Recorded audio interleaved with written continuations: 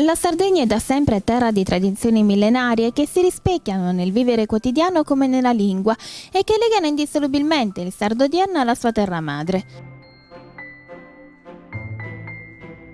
L'artigianato è una di queste forme di attaccamento, da sempre, per tutti i popoli, per tutte le culture, ma l'artigianato non è solo una rievocazione della tradizione e quindi di un passato tramandato.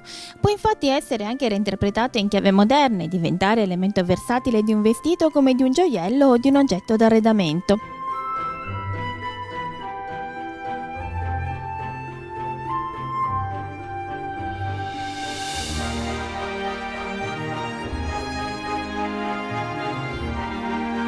L'arte intrinseca nell'artigianato fa sì che la creatività dell'autore possa portare ad elementi e forme innovative, pur senza discostarsi eccessivamente dagli oggetti tradizionali, anzi traslandoli nell'era contemporanea e moderna e portandoli all'attenzione di un pubblico più vasto.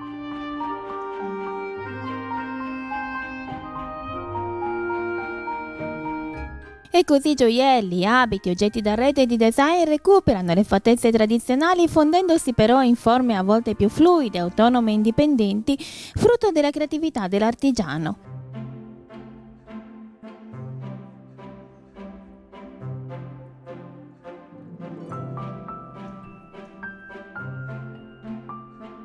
Solo scialli e tappeti mantengono ancora le loro trame più antiche, i loro disegni e le loro geometrie, perché parte di un corredo identitario dal significato imprescindibile e assolutamente fedele a se stesso.